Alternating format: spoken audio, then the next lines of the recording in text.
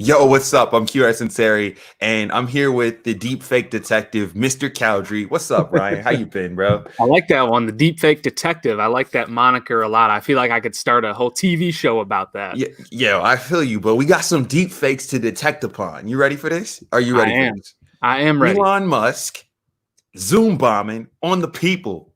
No. All right. Yeah. So in case you guys don't, there's a lot of words in there that you might not have ever heard of. So first of all, Elon Musk, Yep. genius inventor. You got deepfake, which is basically creating like synthetic media where you're imitating someone's likeness, and Zoom bomb. So Zoom is, this video chat app that got super. I'll show. Let's just show the people what a Zoom bomb is. Let's show what a Zoom bomb is. So people know what Zoom is. We've pontificated enough on Zoom. This is what a Zoom bomb is. Miss, would you be able to post chapter 9 and chapter 10 as well, if I could maybe try to get ahead?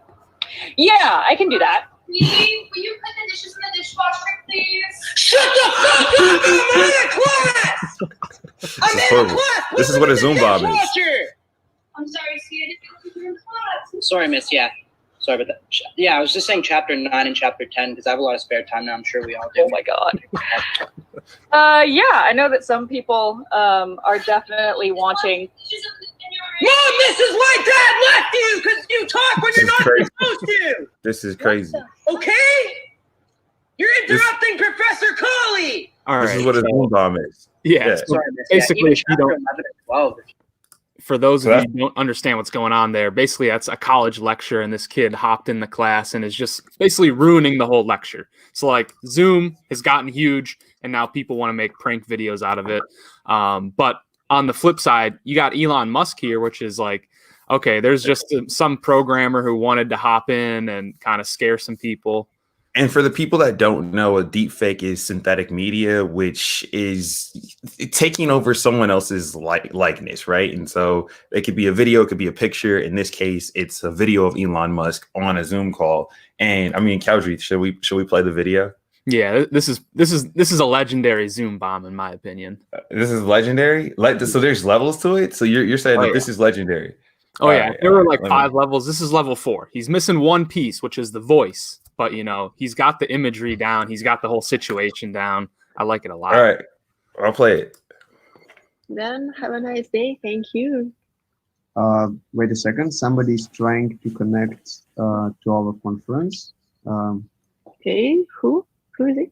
I don't know. 1 second.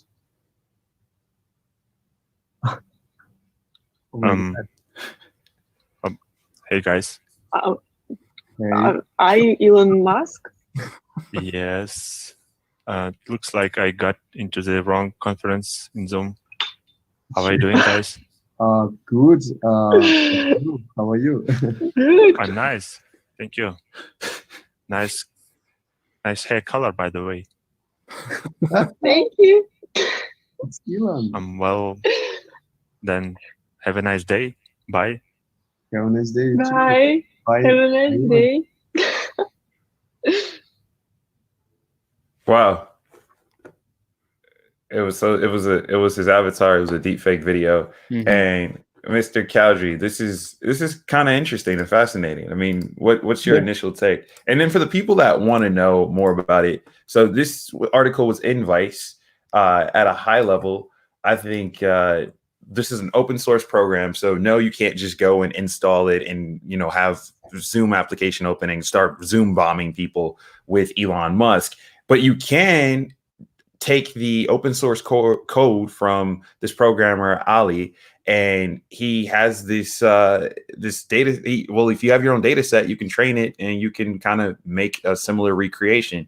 And I'm excited to see kind of what Avatarify, I think that was the name of the company, starts to what comes after this, like what's next. Like that's where my head's at. But Cowdrey, I'm curious yours. Yeah, it's one of those things where deepfakes have gone through a pretty cool progression. I remember when we were on it a couple of years ago, and it was like just basically on Reddit, and you had to be a high-level programmer to, run this in the cloud, machine learning, all that stuff.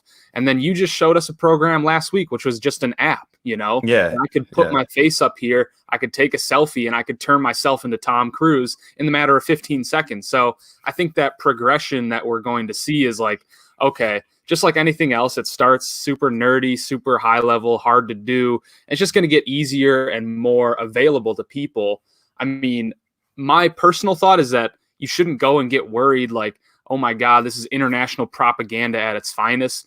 I think that this stuff's going to be used a lot more for just like playful pranks with friends than it is, huge campaigns to create, mass misinformation. I mean, even just looking at this Elon Musk video, it's like, all right, anybody who knows half a sense about Elon Musk knows that's not his voice, So right.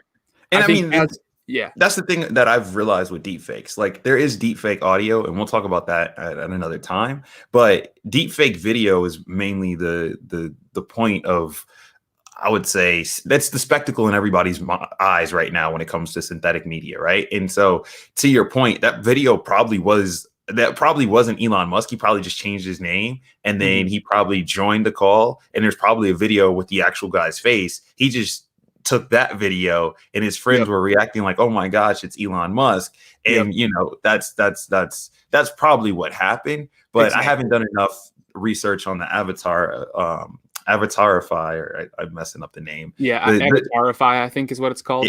Yeah. So I haven't done enough research, and I haven't opened up the GitHub yet, and I think I'll get to that at some point. But this is one of those things I wanted to cover in real time, because we saw this last night. Me and Ryan debated going live on it, but it was one of those things where there was just so many moving pieces. We wanted to at least catch our bearings, figure out what it was, and figure out what the angle was. With that, I mean, Ryan, we've seen Zoom bombing go from now this thing that you used to share with me on what's the channel that we Nelk Barstool, or Nelk. Yeah, you're always DMing me these videos. Now we're seeing it now take over and take place in the tech communities.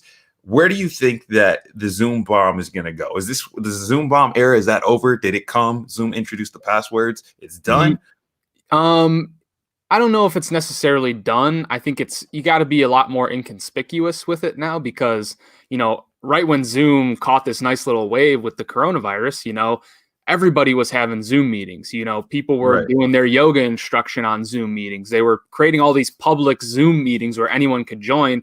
And like the initial Zoom bomb that kind of took off was like people just to create mischief were hopping in these Zoom meetings and, showing like pornographic images and stuff. And like, imagine having your church service and somebody thinks it's funny to jump in and like, do something that's kind of unruly. I think that phase of it is out. Like, that's what the password stuff has kind of gotten rid of. And now it's like, okay, if somebody is doing that stuff in there, you probably know who they are. You can track them down. I think the next phase is kind of like doing it to your friends in a sense. So we got the Zoom pranks. Obviously, this Elon Musk was a great Zoom prank for a plethora of reasons, right? Like, the internet it's all over the internet. It's on Vice, it's on NextWeb, it's on, like, I literally have seen this a few times since we saw it last night. But the question that I now kind of go and ruminate on in my mind is these deepfakes and AI generated synthetic media. There's a large realm out there of possibilities when it comes to not only pranks, but I mean, I've been using a lot of the app that I was talking about last week, where, how to create a deep fake on your iPhone. I've been using that to send happy birthday shout outs, and it's like a personalized card, because it's my voice. I get to say what I want to say, but like a person's like, oh my gosh, like, whoa, like whatever. So I agree with you on the deep fake. Deepfakes are not only going to just be used for like political propaganda, which you see in the media. And I think that that's a huge concern. And again, we can talk about that on another topic, another time. I want to stay on Zoom. What I do think and believe is there's going to be a lot more fun puppies and kitten stories like this from deepfakes until there is that one thing that scares us all, out of our beds. Yeah, I mean, there's just. And I know we're going to have a ton of these talks on like the marketing potential of them. I mean, I could, you got to dress up as The Rock, Dwayne The Rock Johnson, and you loved it. And you kind of resemble him in a sense, like light skinned black dude, bald. I mean, all right. I am not The Rock. I appreciate the compliment. You got to work out a little bit more. But the point I'm trying to make is like, okay, new Rock movie comes out. It's Jumanji 3. what's that movie studio going to do now to get people excited? Well, maybe they release an app in Zoom where you can pretend to be The Rock in Jumanji 3 and you can imitate him. You know, like there's going to be just so many different interesting marketing use cases, public service announcement use cases, like a lot of interesting things that are not around misinformation. I want to elaborate on that point there. You strike an interesting chord because we've already seen the trend happen with Instagram, Snapchat has filters in it, and then now you're introducing this concept of like app integrations with Zoom. Makes a lot of sense on the enterprise side, right? So when Slack integrates with Zoom, or I get Otter AI to integrate with Zoom, those integrations make a ton of sense. But now you're saying the face filter categories that we've already, come to love in the social apps have the possibilities to make it over into Zoom. That's an unexplored opportunity, because think about the rise in Zoom users that has just occurred because of COVID, like you said earlier. And now these Zoom virtual backgrounds, that's everywhere. Everyone's like, oh yeah, like virtual, like I'm not using a virtual background because everyone has a virtual background. So you know what?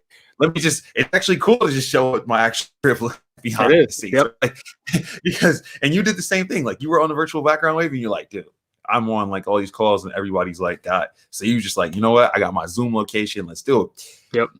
What if we now, because we don't want the virtual backgrounds and we're kind of over that, we're like, all right, I don't want to put a green screen up and I don't want like the shoddy, like, ghosting image. So what I'm going to do is the reverse of that. I'm going to get a Zoom filter. They already have like the makeup, like they can make your face look really good with the virtual makeup, but you're saying go one level beyond that when the AI is ready, so you can have your own deepfakes within Zoom. Yep. Yeah, I mean, and I think you bring up a good point right at the end there, which is like most people's computers cannot handle this right now. I'm on just a 2016 MacBook Air. My computer would burst into flames if I tried to run an application that would turn me into Tom Cruise right now, But so like, this idea of like bringing those whole face filters and apps and like imitation stuff into Zoom, it really has to be done at like that very high technical level, because you're talking about a lot of computing power to imitate a face. That's fair. That's fair. And I think a lot of that can happen in the cloud. You just need, relatively high bandwidth. And maybe it doesn't happen on so like the way video streaming works is, right, like I'm getting a feed right now of you and you're getting a feed of me. What if like on my screen I look normal, but on your screen you got the transmission with the deepfake? So then Zoom would handle all of that in the cloud somewhere, or let's say it's Deepfake.ai is the app or something that integrates with Zoom and they handle all of that. Yeah, I mean, there's some security things that you want to like look out for, because now you've got like this man in the middle processing your data, but it's just it's a way of doing it. And I think I probably wouldn't introduce it in Zoom, but I could see an app like House Party doing something like this, or any of the social media apps. And then, actually there's a great example.